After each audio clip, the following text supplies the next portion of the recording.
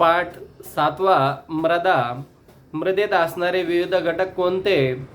मृदे निर्मितीसाठी अजैविक घटक कुठून येतात? मृदेमधील विविधता कशामुळे निर्माण होते? वरील प्रश्नांच्या आधारे मृदेबद्दल काही माहिती वैशिष्ट्ये लक्षात आली असतील. आता आपण मृदेची सविस्तर ओळख करून घेऊया. मृदेच्या निर्मितीसाठी मूळ खडक, प्रादेशिक हवामान, जैविक घटक, जमिनीचा उतार कालावधी हे घटक विचारात घेतले असता या सर्व घटकांच्या एकत्रित परिणामामधून मृदा निर्मिती होत असते. मृदा निर्मितीसाठी आवश्यक असलेले घटक. प्रदेशातील मूळ खडक हा मृदा निर्मितीसाठी महत्त्वाचा घटक असतो. प्रदेशाच्या हवामानानुसार खडकाच्या काठिण्यानुसार मूळ खडकाचे विदारण होते. त्यामुळे मूळ खडकाचा भुगा होऊन मृदा निर्मिती होण्यास मदत होते. महाराष्ट्रातील दख्खनच्या पठारावर असलेला बेसाल्ट हा मूळ खडकाचे विदारण होऊन काळी मृदा तयार झाली. या मृदेला रेंगूर मृदा असे म्हणतात. दक्षिण भारतातील ग्रनाइट व नीस हा मूळ खडकापासून तांबडी मृदा तयार झाली आहे. प्रादेशिक हवामान मृदा निर्मितीसाठी आवश्यक असणारा एक महत्त्वाचा घटक आहे. मूळ खडकाचे विदारण अपक्षय होणे हा मृदा निर्मितीतील पहिला टप्पा असतो. विदारण प्रक्रिया ही प्रादेशिक हवामानावर ठरते. प्रदेशांचे हवामान विदारण प्रक्रियेची तीव्रता ठरवते. एकाच मूळ खडकापासून वेगवेगळ्या प्रकारची मृदा हवामानात फरकामुळे तयार झालेली पाहायला मिळत असते. सह्याद्रीच्या पश्चिम भागामध्ये हवामान दमट आहे. तेथे बेसाल्ट या खडकाचे अपक्षयन होऊन जांभी मृदा तयार होते. या मृदेचा प्रकार दख्खनच्या पठारावर कोरड्या हवामुळे निर्माण होणाऱ्या रेंगूर मृदेपेक्षा वेगळा पाहायला मिळतो. जैविक घटक खडकांचे विदारण होऊन त्यांच्या भुगा तयार होतो. परंतु हा भुगा म्हणजे मृदा नव्हे. मृदेमध्ये खडकांच्या भुग्याशिवाय जैविक पदार्थ मिसळले जाणे आवश्यक असते. हे जैविक पदार्थ प्रदेशातील वनस्पती, प्राणी यांच्या विघटनातून मृदेमध्ये मिसळलेले असतात. वनस्पतीचे मुळे, पालापाचोळा, प्राण्यांचे मृतावशेष इत्यादी घटक पाण्यामुळे कुजले जातात. त्यांचे विविध जीवामार्फत विघटन होते. उदाहरणार्थ गांडूळ, सहस्त्रपात, पैसा किडा, वाळवी, गो, मुंग्या इत्यादी विघटित झालेल्या जैविक पदार्थास ह्युमस असं म्हटलं जातं. मृदेमध्ये ह्युमसचे प्रमाण अधिक असेल तर मृदा सुपीक होताना पाहायला मिळते. अनेक जीवामार्फत विघटनाची प्रक्रिया होत असते. त्यामुळे अलीकडील गांडूळ निर्मिती हा प्रयोग मोठ्या प्रमाणावर केला जात आहे. गांडूळ खत किंवा कंपोस्ट खत प्रक्रिया समजून घेणे महत्त्वाचे असते. खत निर्मितीच्या प्रक्रियेला काही कालावधी लागतो. त्याला काही आवश्यक घटकही लागतात. उदाहरणार्थ ओला कचरा आणि पाण्याची उष्णता इत्यादी महत्त्वाचे असते. कालावधी. मृदा निर्मिती ही एक नैसर्गिक प्रक्रिया आहे. या प्रक्रियेमध्ये मूळ खडकाचे विदारण होऊन हवामान व जैविक घटक सर्व बाबींचा समावेश होतो. ही प्रक्रिया मंद गतीने होते. यामुळे मृदेचा कालावधी मोठा उच्च असतो. उच्च दर्जाच्या मृदेचे 2.5 सेंटीमीटर थर निर्माण होण्यासाठी हजारो वर्षाचा कालावधी लागतो. यावरून मृदा अनमोल असते हे लक्षात घेतले जाईल. जास्त तापमान, जास्त पाऊस असलेल्या प्रदेशामध्ये मृदा निर्मितीची प्रक्रिया जलद होत असते. त्या मानाने कमी तापमान, कमी पाऊस असलेल्या प्रदेशामध्ये मृदा निर्मितीची प्रक्रिया संथ गतीने होत असते. कालावधी जास्त लागेल. निसर्गाकडून मिळालेली मृदा ही एक साधन म्हणून मनुष्य वापरतो. या प्रामुख्याने शेतीसाठी उपयोग केला जातो. कित्येकदा जास्त उत्पादन मिळवण्यासाठी शेतात अनेक प्रकारची रासायनिक खते, कीटकनाशके यांचा वापर केला जातो. त्यामुळे मृदेची गुणवत्ता खालवलेली, कमी अधिक झालेली पाहायला मिळते. मृदा म्हणजे माती नव्हे, अपक्षय झालेला खडकांचा भुगा, अर्धवट किंवा पूर्णपणे कुजलेले सेंद्रिय पदार्थ, असंख्य सूक्ष्मजीव मृदेमध्ये पाहायला मिळतात. मृदेत जैविक व अजैविक घटक सातत्याने आंतरक्रिया घडत असतात. वनस्पतीस वाढीस आवश्यक असणारे पोषक द्रव्ये त्या मृदेमधून मिळतात.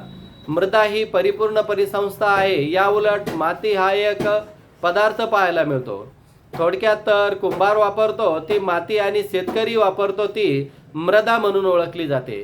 शेतकरी मृदा परिसंस्थेचा वापर करतो तर कुंभार माती या पदार्थांचा वापर करतो, हे लक्षात घ्या. सारख्या आकाराच्या 3 कुंड्या घ्या. एक कुंडी रिकामी व दुसऱ्या कुंडीत तळाचे छिद्र बंद करून त्यात फक्त पाणी भरा व तिसऱ्या कुंडीमध्ये मृदा भरा. तीनही कुंड्यामध्ये कोणत्याही बिया टाका. उदाहरणार्थ हळीव, वाटाणे, चवळी, मूग, मेथी, गहू, धने इत्यादी बिया त्याच्यामध्ये रुजवा. तीनही कुंड्या उन्हात ठेवा आणि त्यातील रिकाम्या व मृदा भरलेल्या कुंड्या 4-5 दिवस थोडे थोडे पाणी टाका. निरीक्षण करा. खालील प्रश्नांची उत्तरे द्या. रिकाम्या कुंडीतील व फक्त पाणी असलेल्या कुंडीतील बियांचे काय झाले? मृदा असलेल्या कुंडीतील बियांचे काय झाले? यावरून तुम्हाला अनुमान काढता येईल. पृथ्वीवरील सजीव सृष्टींचा महत्त्वाचा घटक म्हणजे वनस्पती होय. वनस्पती निर्मिती, वाढ, आधार म्हणून मृदेचे असाधारण महत्त्व आहे. वनस्पतीपासून आपल्याला बिया, पाने, फुले, ऑक्सिजन, लाकूड इत्यादी घटक मिळतात. ज्या प्रदेशामध्ये सुपीक मृदा असते तेथे वनस्पती मोठ्या प्रमाणामध्ये समृद्ध वाढ झालेली पाहायला मिळतात. विषुववृत्तीय प्रदेश, ज्या प्रदेशामध्ये सुपीक मृदा नसते तेथे वनस्पती कमी वाढताना पाहायला मिळते. वाळवंटी प्रदेशामध्ये वनस्पती काटेरी व खुरट्या असतात. मृदेची कमतरता असते तेथे वनस्पतीचा जीवनाचा अभाव आढळतो. व ध्रुवीय प्रदेश, केवळ योग्य हवामान, भरपूर पाणी आणि सूर्यप्रकाश असल्याने वनस्पती समृद्ध होऊ शकत नाही. वनस्पतीच्या योग्य वाढीसाठी मृदा आणि त्यामधील सुपीकता आवश्यक असते. जमिनीत बी टाकल्याने पीक येते व हवामानाला मानवाला समजल्याने त्याने मृदेचा वापर करायला सुरुवात केला. सर्वप्रथम मानवाला ज्यावेळेस कळले की बिया लावल्याच्या नंतर उगतात त्याच वेळेस त्याने मृदेचा म्हणजे मातीचा उपयोग केला. हळूहळू त्याच्या लक्षात आले की नदीकाठच्या सुपीक मृदेमध्ये पीक जास्त चांगले येते. मग मानव नदीकाठी पाण्यासाठी व जमिनीचा शोध घेऊन जमिनीत पीक काढण्यासाठी व जीवनावश्यक गरजा पूर्ण करण्यासाठी नदी किनाऱ्यावर, नदीकाठावर तो राहू लागला. त्यामुळे नदीच्या मानवाच्या जीवनामध्ये प्राचीन संस्कृतीचा नदीकाठी राहण्याचा उदय झाला. सिंधू हडप्पा संस्कृती पाहायला मिळतात. मोठ्या प्रमाणात वाढणाऱ्या लोकसंख्येचा मानव शेतीमधून अन्नधान्य मिळवू लागला, शेतीही करू लागला व शेती आणि त्यातील पिकाचे उत्पादन मुख्यत्वेकरून पाण्याच्या उपलब्धतेवर अवलंबून असते, प्रदेशातील मृदेवर आधारित असते. हे त्याच्या लक्षात आल्याने तो नदीच्या किनारी, नदीच्या काठी व सुपीक मृदेच्या प्रदेशामध्ये राहण्यास सुरुवात केली. सुपीक मृदेच्या शोधात व तेथील स्थायिक होण्यास मानवी समूहामध्ये स्पर्धा झाली. त्यानंतर पीक भरघोस घेण्यासाठी मृदेची व प्रत वाढवण्याचे विविध प्रकार मानवाला अवगत झाले आणि प्रयोगही तो करू लागला. त्यासाठी विविध प्रकारचे खते तो वापरू लागला. त्यामुळे शेतीच्या उत्पादनामध्ये विक्रमी व मोठ्या प्रमाणात वाढ झाली. मृदेच्या प्रकारानुसार अन्नधान्य, फळे, फुले इत्यादी उत्पादने घेतली जातात. महाराष्ट्रातील दख्खन पठारावर रेंगूरमध्ये प्रामुख्याने ज्वारी, बाजरी सारखे धान्य पिकांचे उत्पादन घेतले जाते. तर कोकण, केरळ, तामिळनाडू, कर्नाटक या प्रदेशामध्ये मृदेत तांदळाचे धान उत्पादन घेतले जाते. मध्य प्रदेशातील पाण्याचा निचरा होणारी मृदेचा प्रकार असल्यामुळे तेथे बटाट्याचे उत्पादन जास्त प्रमाणात घेतले जाते. स्थानिक उत्पादनानुसार तेथील मानवाचा आहार सुद्धा निश्चित झाला आहे. ज्या प्रदेशामध्ये शेतीयोग्य मृदा नाही त्या आजूबाजूच्या प्रदेशातून धान्य आयात करून त्यांची गरज भागवावी लागते. उदाहरणार्थ सौदी अरेबिया, कतार, ओमान इत्यादी देश त्यांच्या गरजा चीन, भारत, अमेरिका या देशातून माल आयात करून भागवतात. म्हणजे सौदी अरेबियामध्ये पीक घेतले जात नाही म्हणून तिथून लोक आपलीकडचे गहू, ज्वारी हे धान्य तिकडे नेतात. ज्या प्रदेशात सुपीक मृदा असते त्या प्रदेशात अन्नधान्याची स्वयंपूर्णता असते. त्यामुळे अशा प्रकारात लोकवस्ती केंद्रित झालेली आढळते. अशा प्रदेशात शेती उत्पादनावर आधारित उद्योगधंदे विकसित झालेले पाहायला मिळतात. उदाहरणार्थ ऊस, कापूस क्षेत्र, साखर कारखाने, फलोत्पादन क्षेत्रामध्ये फळे प्रक्रिया, उद्योग प्रक्रिया अशा प्रकारचे पुढे विकास झालेला आहे. मृदा ही फार महत्त्वाची असते. कोणकोणत्या प्रकारच्या मृदेत महाराष्ट्रामध्ये सर्वात जास्त भूभाग व्यापला आहे? जांभी मृदा कोणकोणत्या भागात पाहायला मिळते? महाराष्ट्राच्या नद्या खोऱ्यात कोणती मृदा आढळते? सह्याद्री पर्वतांच्या भागामध्ये असलेली मृदा कोणती? गाळाची मृदा कुठे पाहायला मिळते? तुम्ही महाराष्ट्रातील मृदेचे प्रमुख प्रकार अभ्यासले आहे. मृदेचे रंग, पोत, घडण प्रक्रिया, थरांची जाडी इत्यादी आधारे राज्यांचे मृदेचे 5 प्रमुख प्रकार पाहायला मिळतात. जाडी भरडी मृदा, विदारम प्रक्रिया, कमी होऊन कमी पाऊस त्यांच्या परिणामानुसार ही मृदा तयार होते. पठाराच्या पश्चिम भागामध्ये घाट माथ्यावर ही मृदा आढळते. उदाहरणार्थ अजंठा, बालाघाट, महादेव डोंगर या मृदेचे ह्युमसचे प्रमाण नगण्य असे पाहायला मिळतात. काळी मृदा, रेंगूर किंवा काळी कापसाची मृदा म्हणून ओळखली जाते. मध्यम पावसाच्या प्रदेशात ही मृदा आढळते. नद्यांच्या खोऱ्यातील गाळ मैदानी व दऱ्यांच्या भागामध्ये ही मृदा आढळते. दख्खन पठारावर पश्चिम भागामध्ये अति काळी तर पूर्व भाग म्हणजेच विदर्भ मध्यम काळी अशा 2 प्रकारची मृदा पाहायला मिळते. दिसायला काळी असली तरी या मृदेमध्ये जैविक घटकांचे प्रमाण कमी असते. जांभी मृदा सह्याद्रीच्या पश्चिम कोकण किनारपट्टीमध्ये व पूर्व विदर्भात या मृदेचा विस्तार आढळतो. अति पावसाच्या प्रदेशात खडकांचे झालेले विदारण मोठ्या प्रमाणात वाहून जाते. त्यामुळे खडक उघडा पडतो. खडकातील लोहांचा वातावरणातील व प्राणवायूशी संयोग होऊन रासायनिक क्रिया घडते. त्यातून ही मृदा निर्माण होते. या मृदेचा रंग तांबडा पाहायला मिळतो. किनारपट्ट्यावरील गाळाची मृदा कोकणातील बहुतांश नद्या लांबीला कमी परंतु अति वेगवान असल्याने त्यामुळे त्यांनी वाहून आणलेला गाळ नदीच्या मुखाशी साचतो. पश्चिम किनाऱ्यावर नद्यांच्या मुखाशी ही मृदा निर्माण झाली आहे. धरमतर, पनवेल इत्यादी परिसरामध्ये ही मृदा पाहायला मिळते. पिवळसर व तपकिरी मृदा अतिरिक्त पावसाच्या प्रदेशात ही मृदा आढळते. ही मृदा फारशी सुपीक नसते. त्यामुळे शेतीसाठी व मृदेचा उपयोग कमी होतो. चंद्रपूर, भंडारा, पूर्व भाग, सह्याद्री पर्वतीय भागामध्ये ही मृदा प्रामुख्याने पाहायला मिळते. मृदा व प्रकार त्यातील वितरण पाहता असे लक्षात येते राज्यातील हवामान, मूळ खडक व कालावधी यांचा प्रभाव मृदा निर्मितीवर पडताना पाहायला मिळतो. मातीचे 2 टेकड्या तयार करा. त्यातील एक टेकडीवर गहू किंवा कोणतेही रोपे उगवेल असे बी त्यावर टाका. 4-5 दिवसांनी टेकडीवर थोडे थोडे पाणी टाका. रोप उगवल्यावर 5-6 दिवसांनी दोन्ही टेकड्यावर झारीने पाणी टाका व निरीक्षण करा. तुम्हाला ज्या टेकडीवर वनस्पती उगवलेल्या आहे तेथे माती धरून ठेवण्याची शक्ती असते.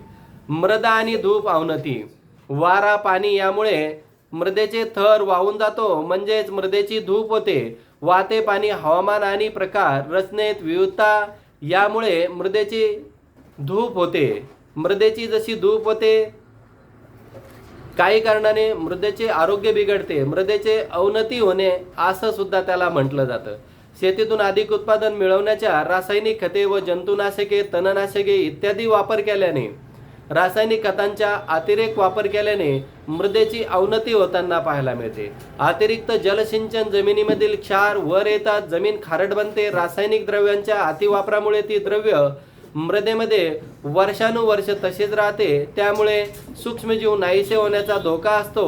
ह्युमनस प्रमाण देखील कमी होत जाते. वनस्पती आवश्यक पोषक मृदेतून मिळेनासे होतात.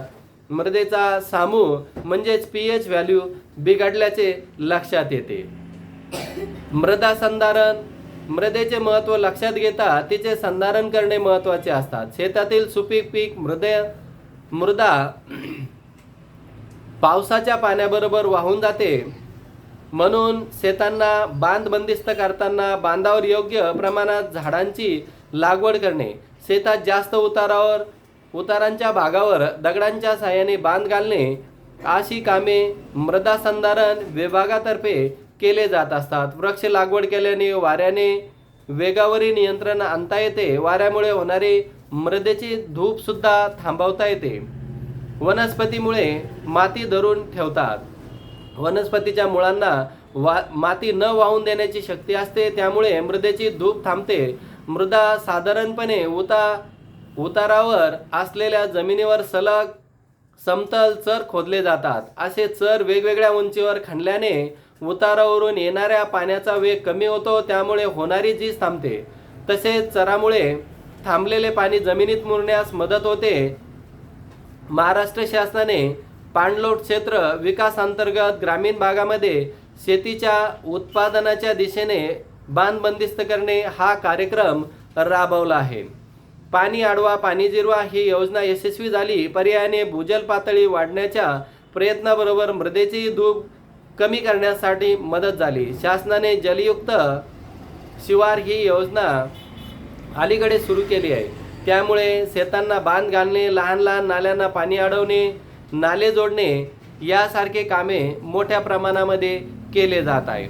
मृदेची अवनती थांबण्यासाठी रासायनिक खतांचा, कीटकनाशकांचा अतिवापरही शेतकऱ्यांनी टाळावा. सेंद्रिय खतांचा म्हणजे शेणखत, गांडूळ खत, कंपोस्ट खत यांचा उपयोग केल्याने मातीचा पोत सुधारण्यास मदत होते.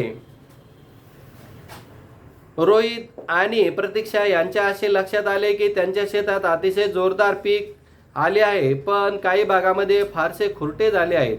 त्यांचे कारण शोधण्यासाठी तुम्ही काय सुचवाल? वृक्षारोपण करणे, समतल चर देणे, बंधारा बांधणे, मृदेच्या ह्युमसचे प्रमाण वाढण्यासाठी मृदेची सुपीकता टिकून ठेवणे, शेतजमीन काही कालावधीत पडीक ठेवणे, तसेच आलटून पालटून पीक घेणे, जेणेकरून मृदेची सुपीकता वाढण्यासाठी आपणास मदत होते.